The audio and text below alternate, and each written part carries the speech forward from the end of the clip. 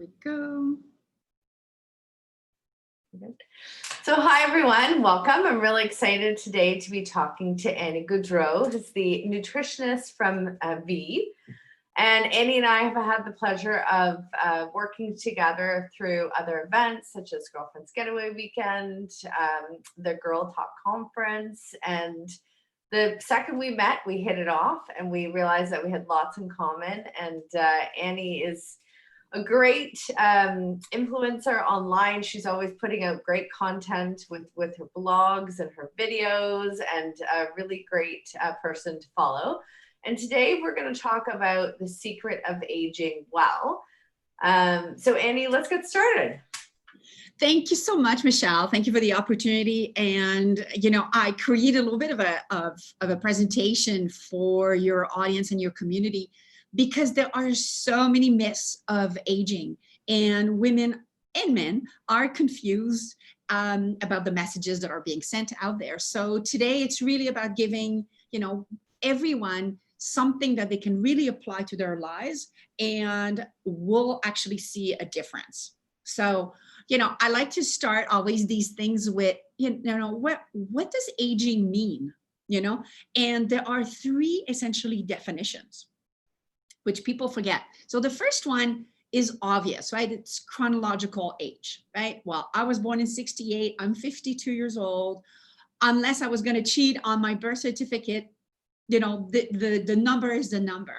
The second definition though is your biological age.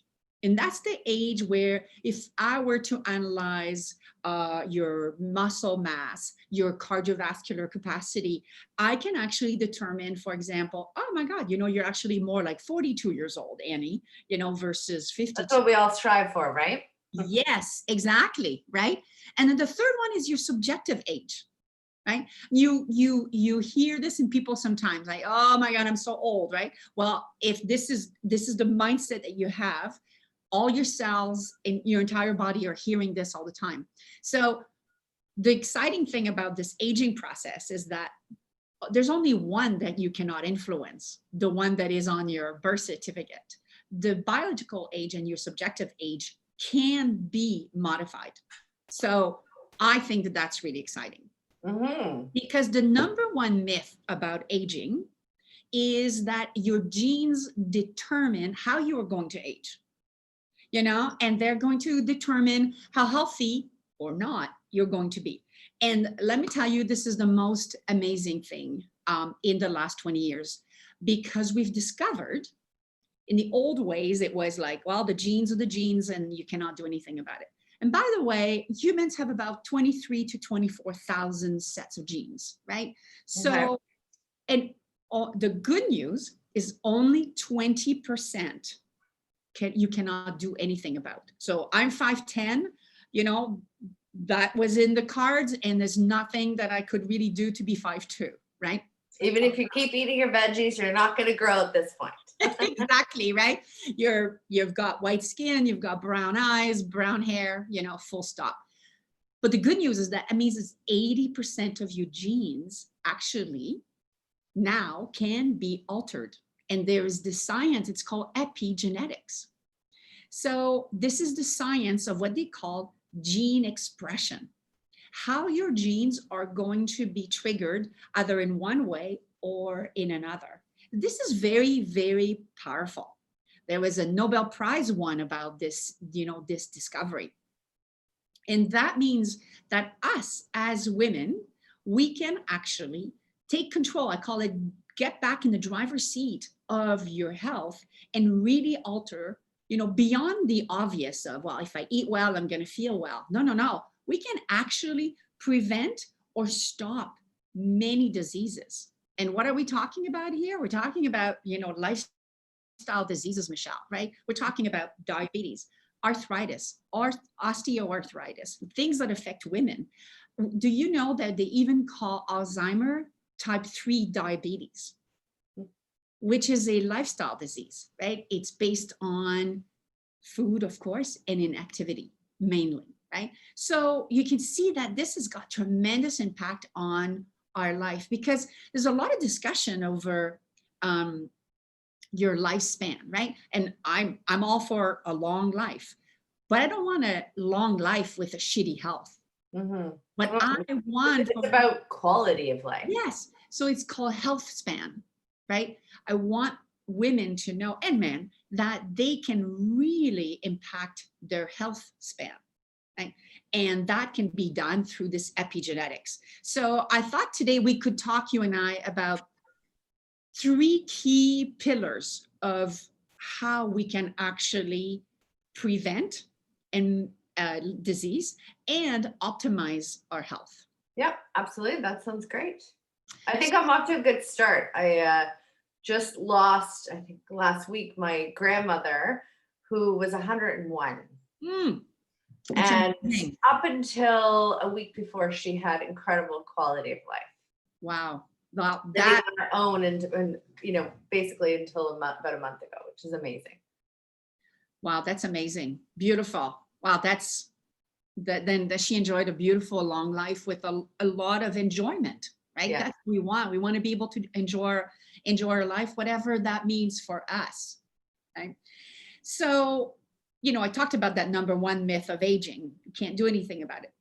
Number two myth is, and there's many, many myths, so we're just going to do a few today. But number two myth, and something that really irritates me, is the fact that we equate aging, or we speak in our world about what we lose with aging.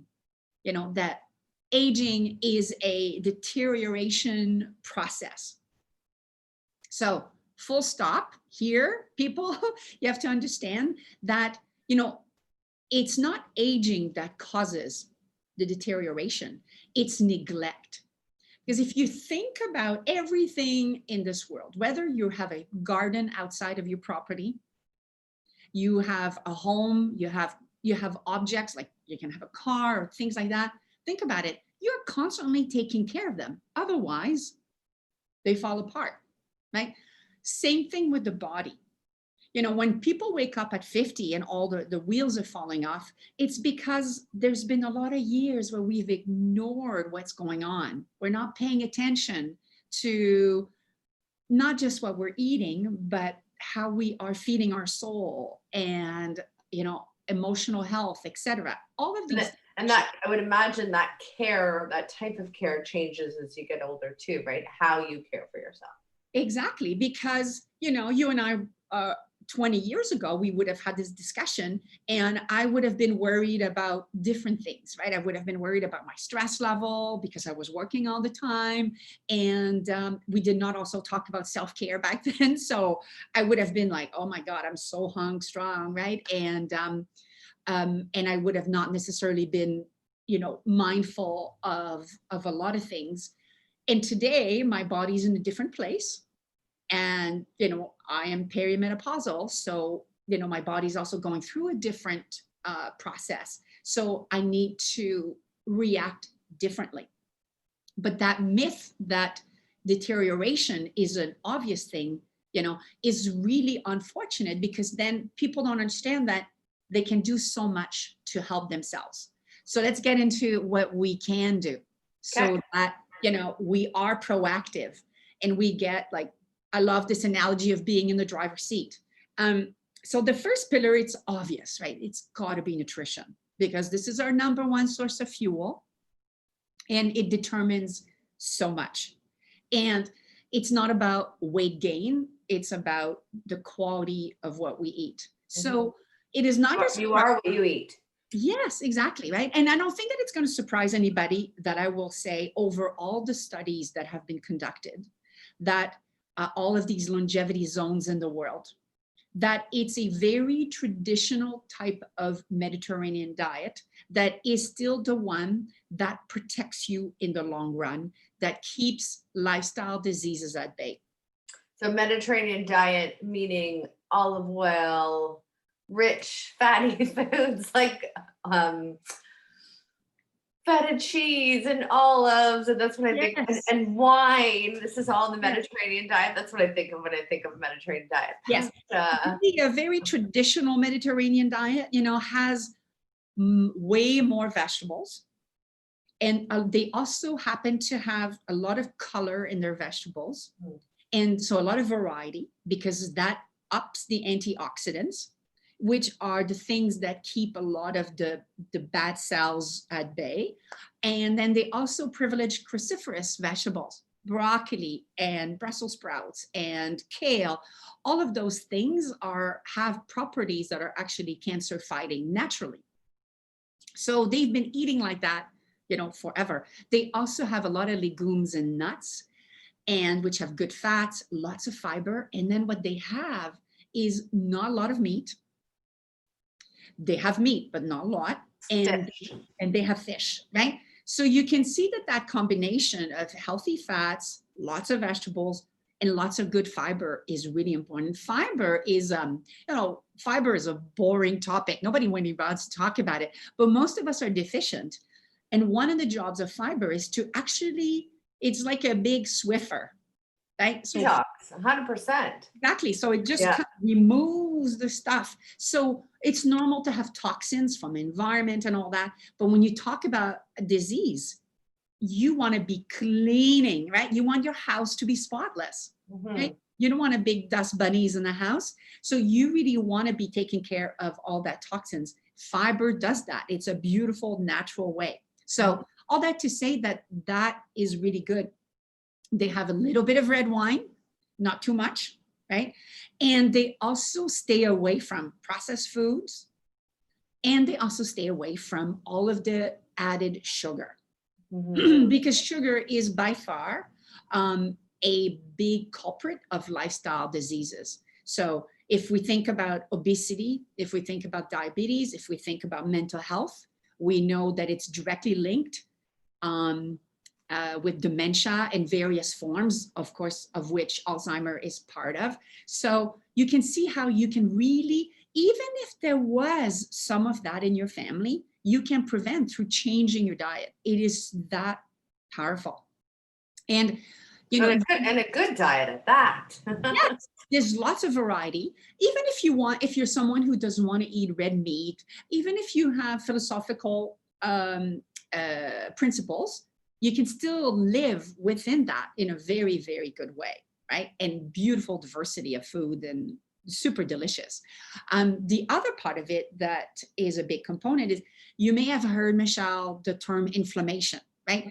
We hear about anti-inflammatory foods or whatever. Inflammation is your body's response to fight against harm, right? Whether it's the flu, whether it's COVID, whether it's an infection of some sort. So it's a good thing that the body has that, because if you hurt yourself, you want your body to heal, right?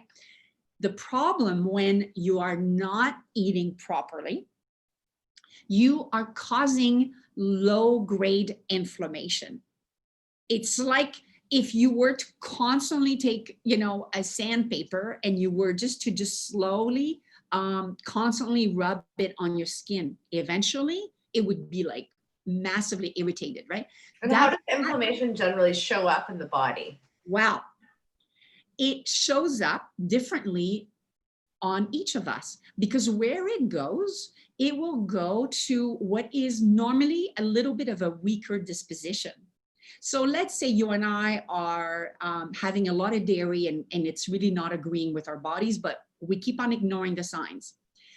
It could show up for you in arthritis as inflammation. But for me, it could show up that I have massive acne and psoriasis, right? Big patches of, which is, by the way, a lot of the things I encounter in my practice. So same cause, same root cause, but two different manifestations. So inflammation goes where we have a weaker disposition. Again, it goes back to that genetic thing, right? So that's why it's so important to go to the root cause. Not just treat, I have inflammation, I'm just gonna put some capsaicin, and it's okay to remove the pain, don't get me wrong, but you need to go to the root cause, because if you don't remove the root cause, the inflammation, guess what, just gets stronger and stronger, and then it will go somewhere else. It will go, oh, she's not listening. All right, so we're now going to cause also maybe some plaque on the arteries, or we're going to create leaky gut, as we call it, which cause big, big, big trouble in your body. You become autoimmune also.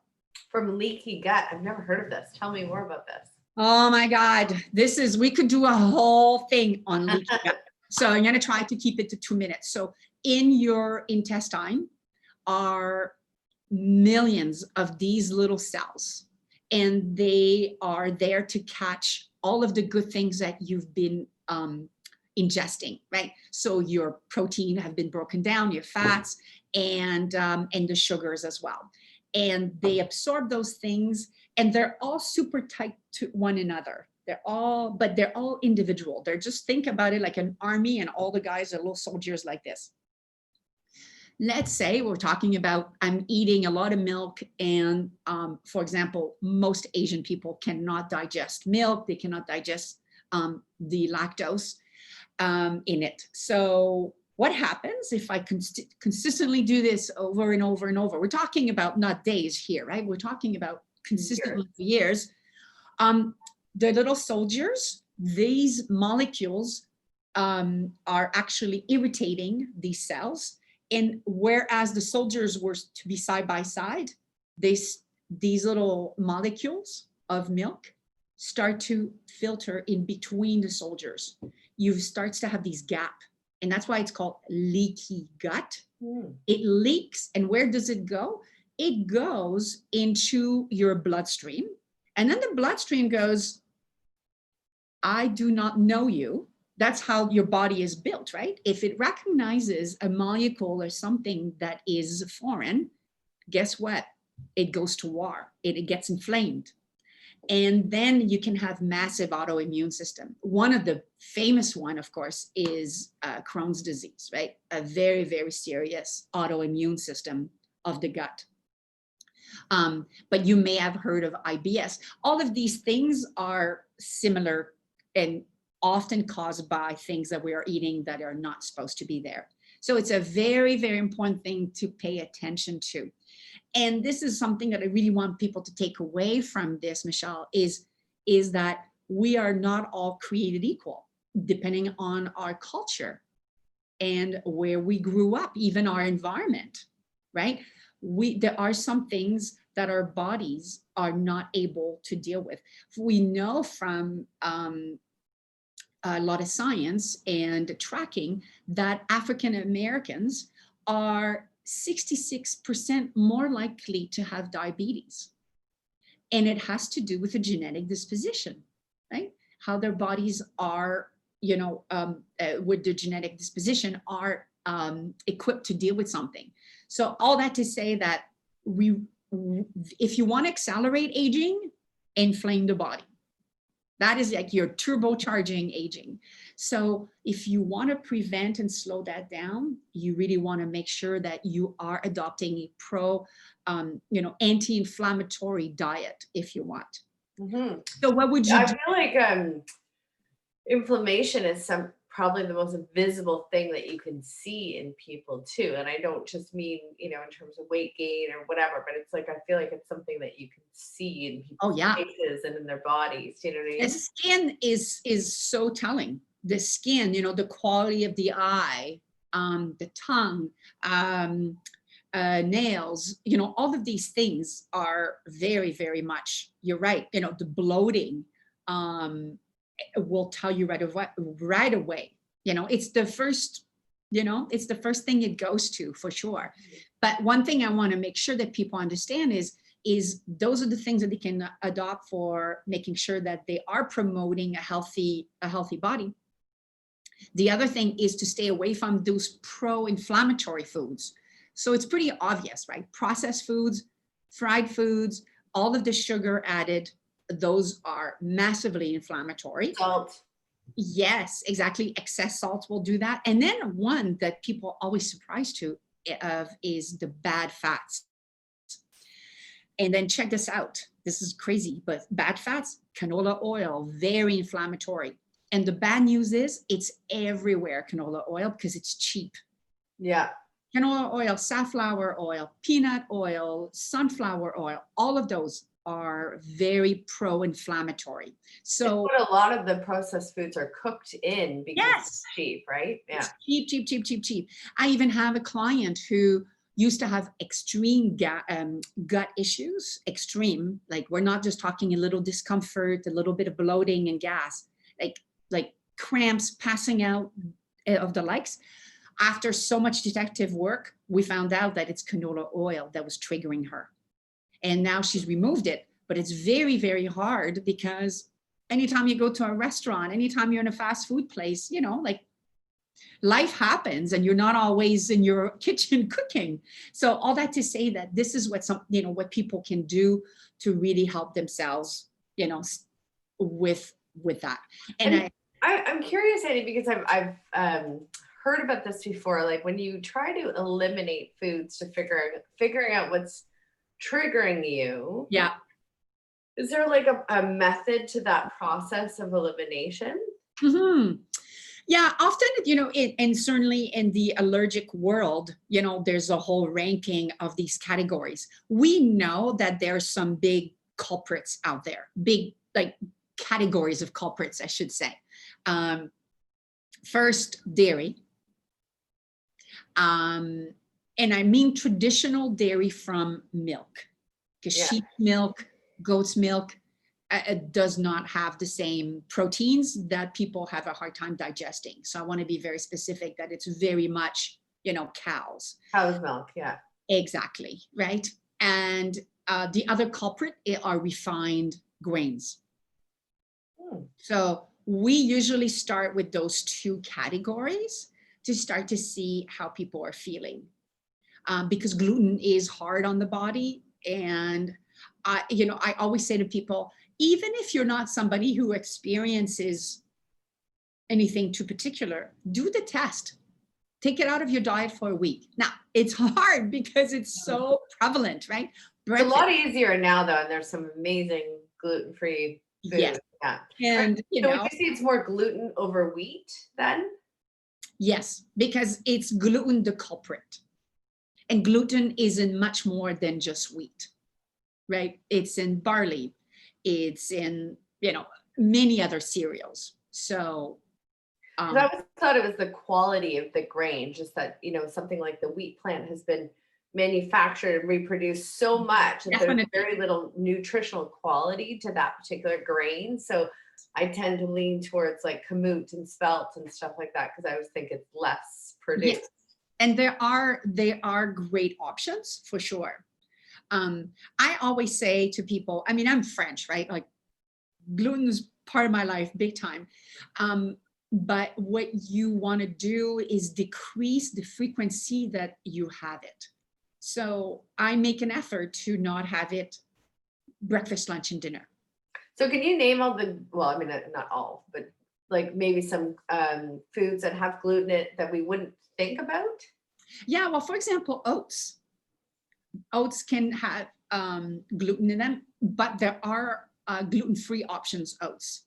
So, because I'm a big fan of oat, unless you have a sensitivity specifically to oats, it's a great grain for, as a breakfast cereal, as a warm cereal. It's also very good because it's high in soluble fiber, and that is extremely good for the body.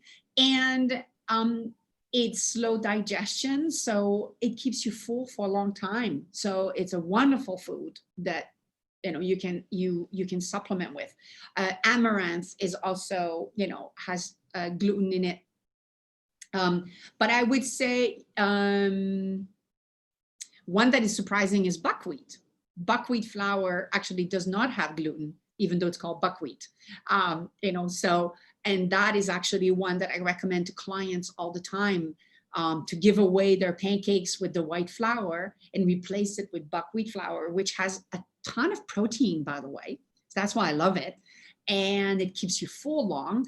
And it also has tons of minerals. So from a nutrition standpoint, it's like Muhammad Ali versus me, like there's no competition. we'll follow up with a buckwheat flour pancake recipe. I have one and I will send it to you to share with your community. Okay. Great idea. Great idea. Right. So dairy, the gluten are the big ones. We also always remove nuts potentially as one of the things that we want to do. However, seeds are okay, right? So sunflower seeds, pumpkin seeds, those things are powerhouses of nutrition. And so you can keep eating those even though you've removed nuts in general. But and why nuts? Because they're toxic, or often they are, believe it or not, moldy. Just coffee beans, right? Coffee beans, unless you're buying very specific brands, have a tendency to be moldy.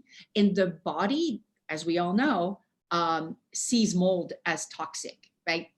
So a lot of people react extremely negatively to mold. We all have some exposure to a certain degree to it. So that's one of the reasons. And there's a lot that we don't understand about allergies. Science is still working to, why are so many children allergic to, there's all kinds of theories, but I would rather just wait for the science to be conclusive. For sure. So that was the number one thing. I wanted to talk about the nutrition part, right, as something that you can really do to keep disease at bay and really age well. The second thing I wanted to bring up today was the biggest impact that you can have on your body beyond nutrition is activity. Activity is by far the most powerful indicator of health, and not just the obvious, physical health, but mental health. So it impacts every single system in your body. Like this is the way to boost your immunity. This is the way to also boost your hormones, your happy hormones, right? I feel like everyone's discovered that during COVID. I've never seen so many people out walking before my life, right? Like I feel like everyone just kind of realized, oh my God, fresh air and what it does for their mental health more than anything, and their sanity. Totally. Yes, it's all linked, right? A healthy gut means a healthy brain. We used to, separate almost the brain from the rest of the body. Like that's crazy. We now know so much more. So, and what I say here to people is often when you talk to women about activity, they have this horror vision of spandex in a gym and being uncomfortable and not knowing what to do. And here, the message is incorporating activity in your everyday life, right? So go do your groceries and bring them home carrying bags, right? That's weight-bearing exercise, right? If you look at healthy people that live like your grandmother, right up to 100 and so on, one thing that is common is that they're not out with walkers. Sometimes they have a cane, but they are everyday active. They go get little things at the market. In Italy, you see these old ladies walking up hills. Oh, right? Yeah. Here they say, oh my God, you should go into a home and, and then what do? They sit all day.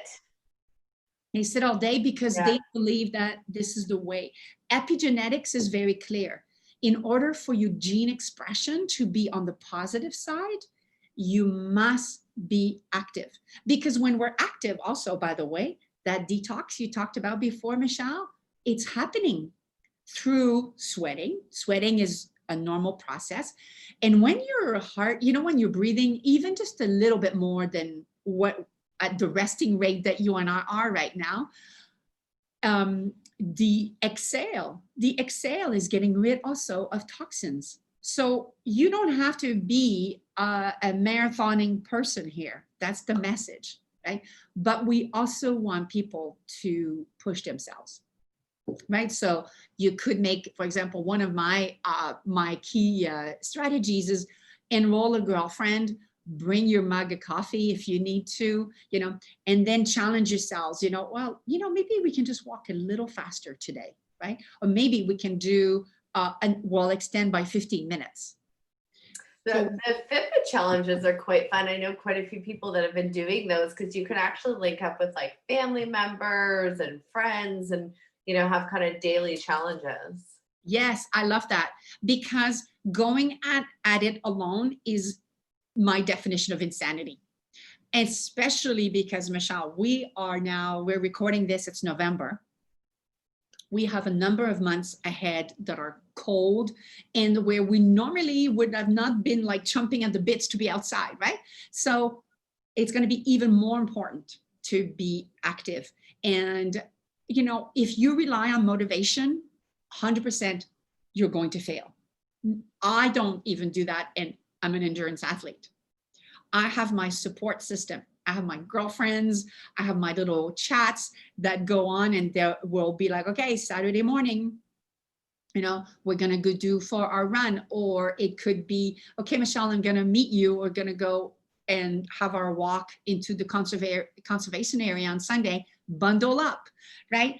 You need support systems to do that. So whether it's friends, whether it's online with a group, you really Right need. now it's also something to do, which I feel like everyone is looking for, right? So yeah, nothing's wrong with that. I mean, getting out and just having something to look forward to and sunshine and fresh air is, what we all need. Exactly, right?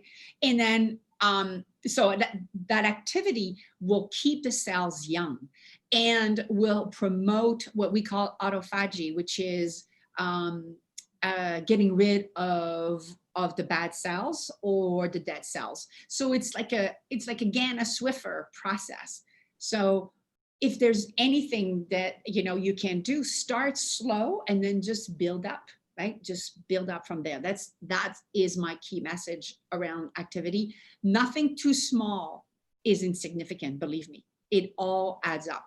So if it's 15 minutes actually has benefit for your heart, has benefit for your head, has benefits for your legs, right? So all that is going to be very, very powerful. Just little things like choosing the stairs instead of the elevator where you can and stuff like that all adds up, right? All adds up. Exactly. Not being afraid of using your body, because as we talked about in the myth of aging, which is your body will deteriorate. It deteriorates because you're not taking care of it. You're not using it.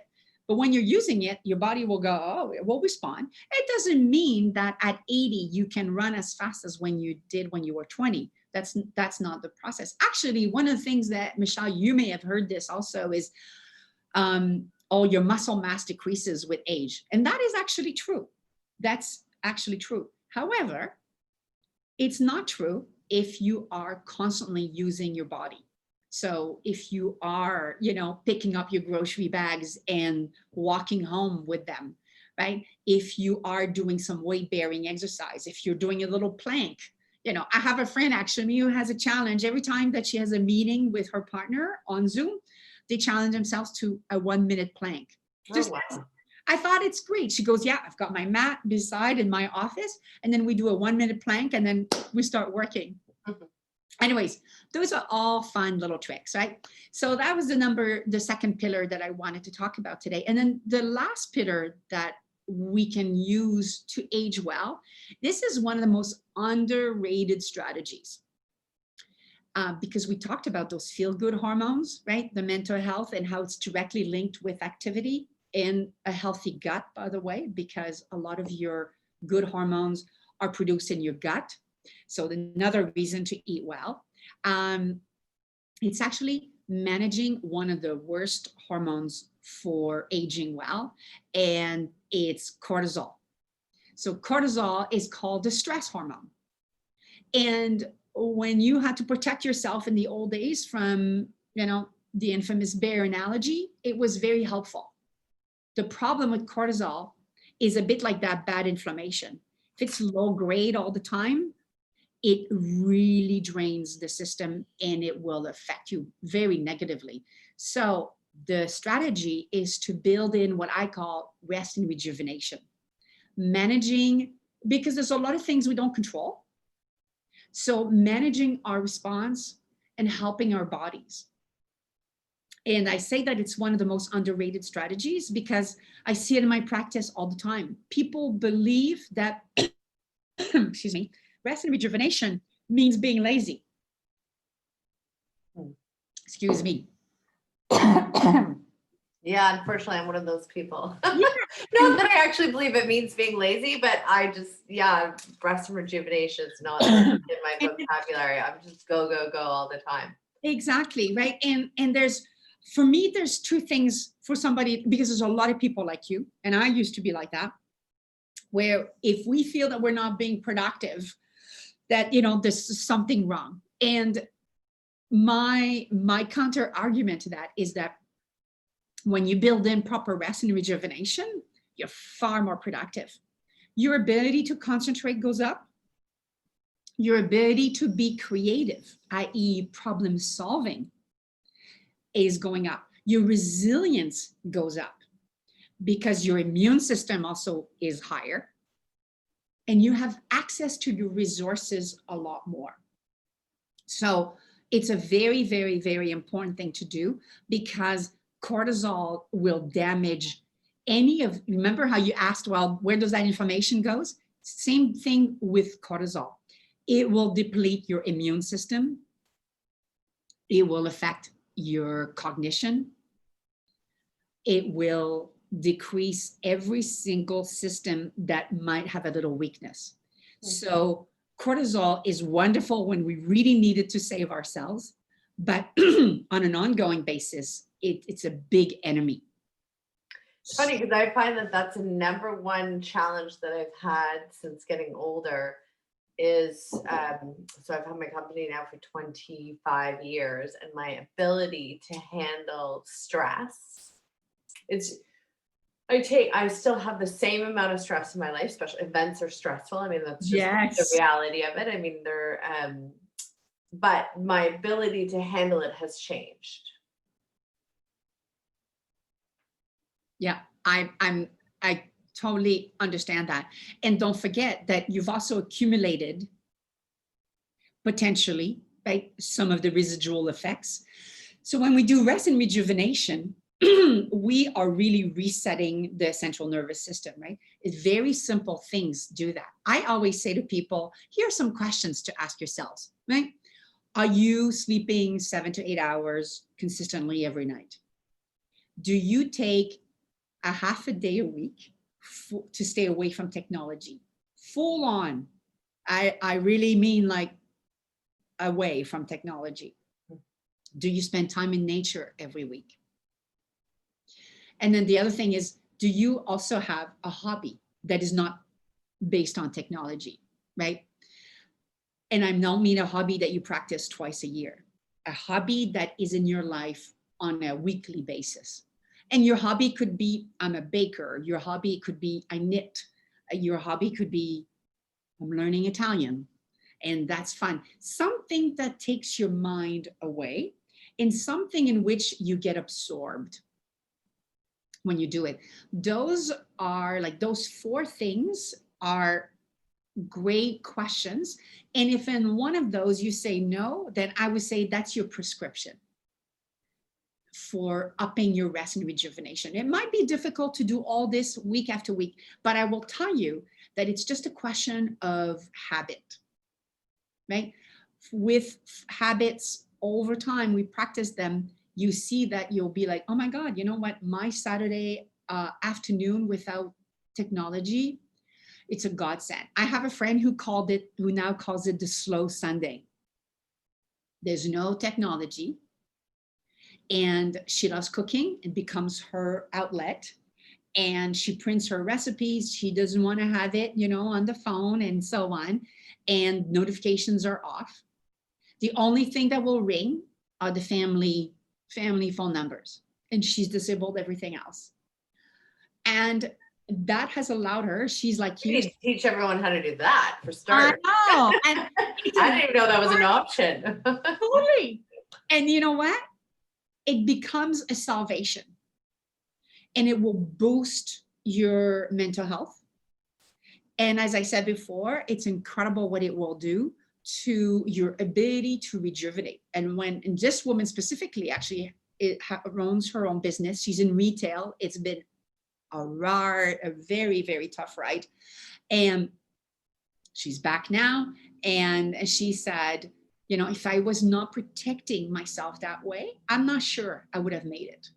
So when you do that, not only are you increasing your energy and so on that I just talked about, but you're also really protecting yourself from the damaging effect of cortisol, because, you know, we are talking about aging well. And this is a secret that should not be a secret. We should, you know, and as I'm saying, you know, I want everybody to hear this that will be listening, is you're not seeking perfection here. Progress over perfection all the time, right? Something is better than nothing. I always, yes, like to live my life with that kind of philosophy that, even if just a little bit is better than nothing. Yes, exactly. So if you can start by adding a little bit of vegetables, a 15-minute walk, and you make your walk in nature, because nature is a natural healer, by the way. We know this scientifically. Nature decreases your cortisol levels. And did you know that it also decreases your blood pressure level? And many other markers of health are actually better. It decreases your blood sugar level. Like, this is powerful. It's incredible, right? That's what nature does to us. Yeah. So 15 minutes will do it. So there you have it, Michelle. Three areas that people can focus on. Yeah. That will really help their quality of life. It will help preventing disease and ultimately enjoy their life. Yeah, that's really what it's about, right? Like Yeah. we were saying at the beginning, quality is the most important thing. And in order to have quality, you need to have good health. Yes, exactly. Health span, not just lifespan, health span, right? Focus on having that health, that mobility, the strength, the cognitive health, the mental health that will go, oh my God, regardless of the choices I'm making, regardless of what my plans are, I will be able to enjoy my life. And I will be able to better deal with what life throws at me. Yeah. One little tip that I just want to give is also being in the moment. I find that that's more and more difficult with all the technology and all the stimulants that we have. And, sometimes I have to actually remind myself when, because I live in a world where we're always thinking about the next thing. We're planning 6 months ahead, a year ahead. And sometimes I have to stop and just say, you know what, I'm really just going to enjoy this moment. Totally. I'm so glad you brought that up, because one of the simple things that I do with clients is I say, whenever you start to feel yourself spin, and we all know what that means, right? You get all like, oh my God, and you don't know where to go and where to look, and you're like you feel a little bit of out of control. The breath is something that you can always come back to. And I'm not talking about fancy meditation here. I'm talking about a minute of breathing, because you know what it does? It's exactly what you just talked about. It brings you back to the now, that you are capable of doing something in the now, and will be able to deal with whatever is next. But it really centers you. It's a very, very powerful technique. You just breathe deeply, the big belly breath, right? Nothing up here. And then you're like, okay, centered again. Yeah. Right? Thank you so much, Annie. I loved all of your tips. And how do people find you? How do people follow you and get more information? Yeah. I always encourage people to sign up on the website for the newsletter, because every week I send very practical information that are based on what I call the 6 pillars of healthy aging. So you simply go to vive.ca. That's V as in Victor, double E, V again, .ca, vive.ca. And they can follow me on Instagram at vive_wellness. And I have a lot of videos, and I'm always trying to come up with content that will support women's health, and from everything from what to eat to how to get unstuck and get some more energy. And and people also can submit their questions, and I love when people do that, because then it gives me ideas of what to provide as content. For sure. Well, this was really informative. Thank you so much. Thank you so much for taking the time and for sharing with us today. And thank you to everyone who's watching. Thank you, Michelle. Take good care, everybody. Take care.